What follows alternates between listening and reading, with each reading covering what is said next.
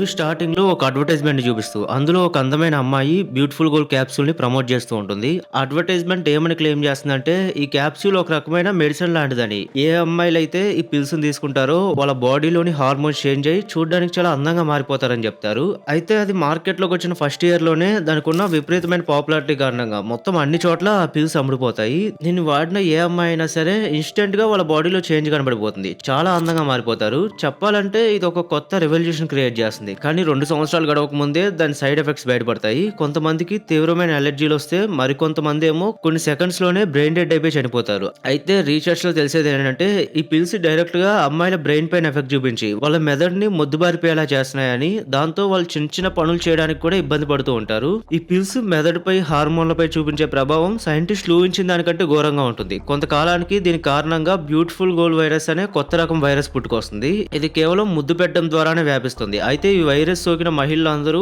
ఒక రకమైన జాంబీలుగా మారిపోయి వాళ్ళకి ఎదురైన ప్రతి మగాడిని ముద్దు పెట్టుకోవాలని చూస్తారు. కానీ ఇక్కడ ట్విస్ట్ ఏంటంటే వాళ్ళు ముద్దు పెట్టిన అబ్బాయిలు కూడా ఇన్ఫెక్ట్ అయి పూర్తిగా అమ్మాయిలుగా మారిపోతారు. ఇంకా కథలోకి వెళ్తే ఈ ప్రొటాగనిస్ట్ అయిన క్యాంగ్ అనే 20 ఏళ్ల అబ్బాయి చైనాలో ఈ వైరస్ ఫాస్ట్ గా స్ప్రెడ్ అవుతూ ఉండేసరికి హీరో అతని స్నేహితులతో కలిసి ఇప్పుడు ఏం చేయాలో ఆలోచిస్తూ ఉంటాడు. ఇంతలో వాళ్ళ ఫాదర్ కాల్ చేసి అర్జెంట్ గా ఇంటికి రమ్మంటాడు. వీళ్ళు కంగారుగా ఇంటికి వెళ్లేసరికి లివింగ్ రూమ్ లో ఒక అమ్మాయి కట్టేసి ఉంటుంది. ఈ అమ్మాయి ఎవరో కాదు, అతని అన్నయ్య అన్నమాట. ఆశ్చర్యంగా ఆ వైరస్ వల్ల వాళ్ళ అన్నయ్య కూడా పూర్తిగా అమ్మాయిలాగా మారిపోయాడు. హీరో మొదట అసలు నమ్మలేకపోతాడు. వెళ్లి బాడీని చెక్ చేయబోతుంటే కానీ ఫాదర్ ఆపి, నేను ఆల్రెడీ చూశాను, వాడు నిజంగా అమ్మాయినని చెప్తాడు. సొంత కొడుకల అమ్మాయిలా మారిపోయి కిస్ చేయడానికి మీదకి వస్తుండేసరికి వాళ్ళ నాన్న ఇలా బలవంతంగా చైర్ కట్టేసి ఉంచుతాడు. అప్పుడు హీరో ఫ్రెండ్ ఏమంటాడంటే, మీరు చైర్ కట్టేసి మంచి పని చేశారు. ఒకవేళ ఇన్ఫెక్ట్ అయిన వాళ్ళు గనక మన బాడీలో ఎక్కడ కిస్ చేసినా గానీ మనము అమ్మాయిలా మారిపోతామని చెప్తాడు. ఇంతలోనే వాళ్ళ ఫాదర్ ఉన్నట్టుండి సడన్ గా స్ప్రో కోల్పోతాడు. చూస్తే వాళ్ళ ఫాదర్ కూడా ఇన్ఫెక్ట్ అయిపోయాడని తెలుస్తుంది. ఇంకా ఆయన అలా స్ప్రో కోల్పోయి చనిపోయాడు అనుకునే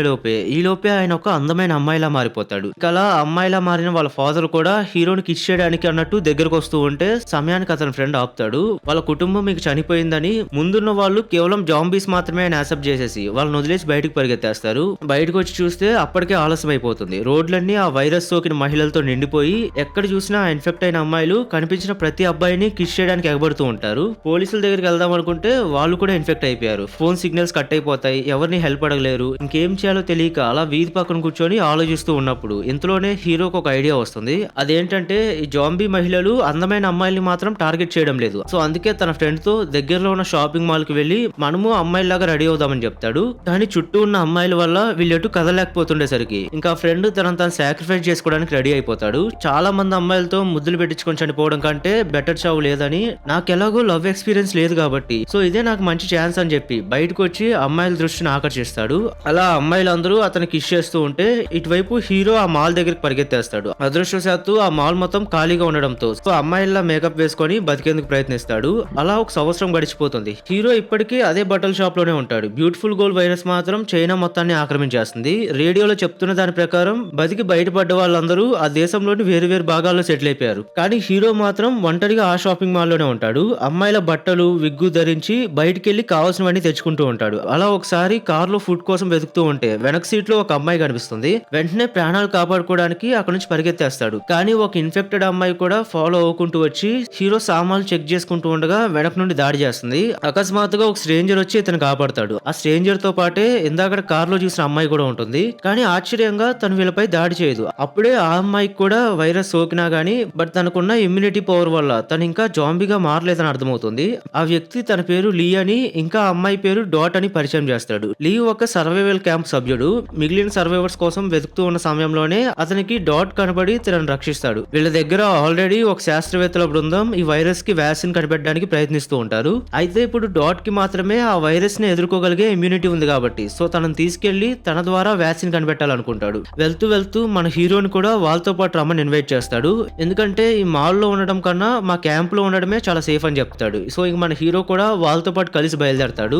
అలా వాళ్ళ ముగ్గురు వెళ్తూ ఉన్నప్పుడు దారి మధ్యలో ఆ ఇన్ఫెక్ట్ అయిన అమ్మాయిలు మళ్ళీ వీళ్ళపైన అటాక్ చేయడంతో లీ ధైర్యంగా వెళ్లి వాళ్ళందరినీ ఫినిష్ చేసి వస్తాడు. అయితే కొంత దూరం వెళ్ళిన తర్వాత లీ సడన్ గా కార్ ఆపమని చెప్తాడు. అతన్ని కిస్ చేశారని తెలుస్తుంది. హీరో ఆ అమ్మాయిని సేఫ్ గా తీసుకెళ్తానని ప్రామిస్ చేశాక లీ ఇంకా కార్ దిగి వెళ్ళిపోతాడు. అయితే చెప్పినట్టే హీరో ఆ నెక్స్ట్ డే కల్లా లీ చెప్పిన అడ్రస్ కి చేరుకుంటాడు. కానీ అక్కడికి వెళ్లి చూస్తే వాళ్ళకి అక్కడ ఎలాంటి క్యాంపు కనపడదు. ఇంకా అక్కడ ఎవరు లేకపోయేసరికి బహుశా ఈ క్యాంప్ పైన కూడా ఆ ఇన్ఫెక్ట్ అయిన అమ్మాయిలు దాడి చేసి ఉంటారేమో అని భయపడతారు. నెక్స్ట్ ఏం చేయాలో చేయాలో ఆలోచిస్తూ ఉండగా అప్పుడే ఆ ఇన్ఫెక్ట్ అయిన అమ్మాయిల గుంపు మళ్ళీ వీళ్ళపైన దాడి చేయడానికి వస్తూ ఉంటే ఆశ్చర్యంగా ఆ పక్కనే ఉన్న ఫ్యాక్టరీలోని సోల్జర్స్ వీళ్ళని కాపాడతారు.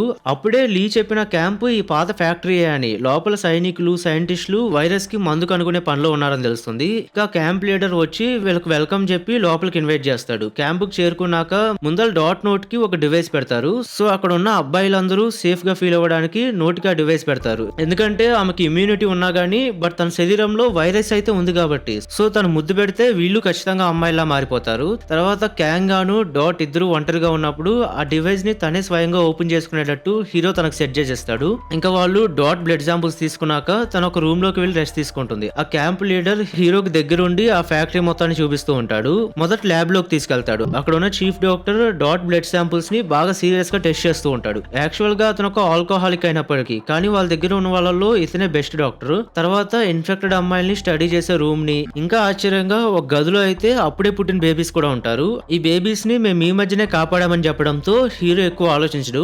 రాత్రి అందరూ డిన్నర్ కోసం కూర్చుంటారు. అయితే అప్పుడు కూడా ఆ డాక్టర్ బాగా తాగేసి ఉండడం వల్ల పొరపాటున అసలు నిజం బయటకు చెప్పేస్తాడు. ఆ నిజం ఏంటంటే ఆ యాంటీడోట్ ని తయారు చేయడానికి అవసరమయ్యే కెమికల్ ని ఈ అమ్మాయి మెదడు నుంచి ఎక్స్ట్రాక్ట్ చేయాలి. అలా చేస్తే డాట్ వెంటనే చనిపోతుందని, అయినా గానీ ఆ మెడిసిన్ మొత్తం మానవాళ్ళని కాపాడడానికి సరిపోదని చెప్తాడు. అప్పుడు హీరో ఆ లీడర్ కల్లి అనుమానంగా చూస్తే అతను చూసే చూపు పట్టి ఆ లీడర్ కి ఇదంతా ముందరే తెలిసిన గ్రహిస్తాడు. ఇంకా వెంటనే ఆ లీడర్ ని పక్కకు తోసి డాట్ ని తీసుకొని అక్కడ నుంచి పారిపోతాడు. ఆ అసిస్టెంట్స్ అందరూ వీళ్ళని పట్టుకోవడానికి బయలుదేరతారు. ఇటువైపు వీళ్ళిద్దరూ ఒక గదిలోకి వెళ్తే అక్కడ ఇన్ఫెక్ట్ కాని అమ్మాయిలు మరికొందరు కనిపిస్తారు. అంటే ఈ వైరస్ కి ఎఫెక్ట్ అవ్వంది డాట్ ఒక్కతే కాదు ఇంకా ఉన్నారని తెలుస్తుంది. కానీ వాళ్ళతో మాట్లాడే లోపే అసిస్టెంట్స్ వచ్చి పట్టేసుకుంటారు. మళ్ళీ స్ప్రోలోకి వచ్చాక ఆ లీడర్ వాళ్ళ మెదడు లోపల ఒక రేర్ కెమికల్ ఉంటుందని, అది యాంటీడోట్ తయారీకి ఉపయోగపడుతుందని చెప్తాడు. సో వాళ్ళని యూజ్ చేసుకొని ఆ యాంటీడోట్ తయారు చేయాలనుకుంటాడు. అతని ఉద్దేశం మంచిదే అయినా ఖచ్చితంగా లేని ఫలితం కోసం ఆ అమ్మాయిల్ని బలివ్వాలనుకుంటాడు. అంతేకాదు తన మనుషులతో బలవంతంగా ఆ అమ్మాయిల్ని గర్భవతులు చేయించి ఇందాకలు చూసిన ఆ బేబీస్ ని పుట్టించాడు.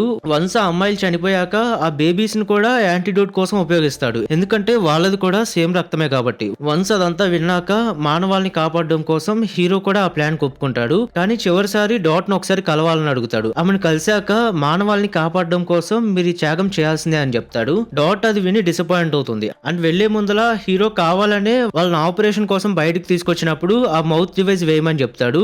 డాట్ ఆ హింట్ ని అర్థం చేసుకొని అక్కడ ఉన్న అమ్మాయిలందరికీ వాళ్ళంతటా వాళ్ళే ఆ డివైస్ ని ఎలా ఓపెన్ చేయాలో నేర్పిస్తుంది.